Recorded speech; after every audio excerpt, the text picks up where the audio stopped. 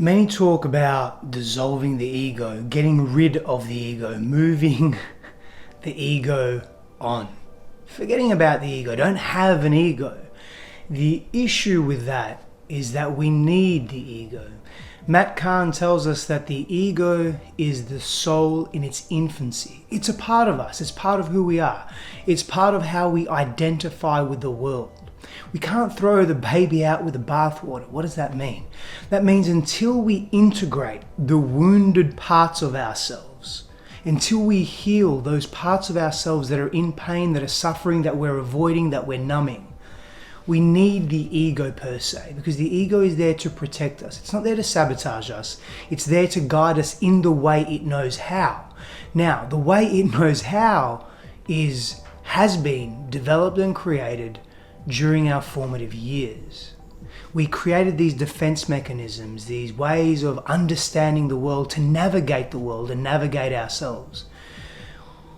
Dissolving the ego is a beautiful notion, and it can be an amazing practice per se.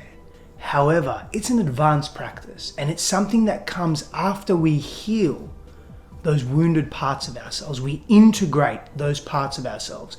Because if we dissolve the ego without healing and integrating those wounded, fearful parts of ourselves, those experiences that we had when we were younger, guess what happens? We become fragmented, fractured, and distorted in our perceptions. We lose ourselves in our perspectives. We literally lose our sense of self, and we literally lose our minds. Now, I'm all for losing the mind, and what I mean by that is for not disassociating, but disconnecting from the old versions of ourselves. But that requires time, and it's a process. Dissolving the parts of our ego, or letting go of our ego when we have not healed our past pains and fears, can be a very dangerous process. So what do? What are the first steps? The first steps are moving towards wholeness, not fracture. Because when we dissolve the ego, when we burn the ego, we let the ego go without having matured in our sense of self, without gaining a deeper sense of clarity and self-worth. We become very lost in our minds. We literally feel like we're losing the plot, losing the stories that we've created. And guess what? We are.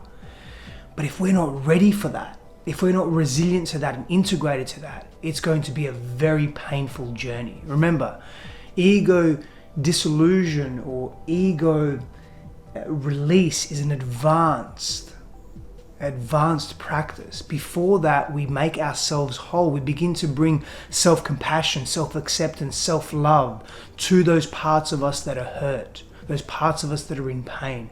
We begin to feel the unfelt feelings inflicted upon us at certain times of our lives.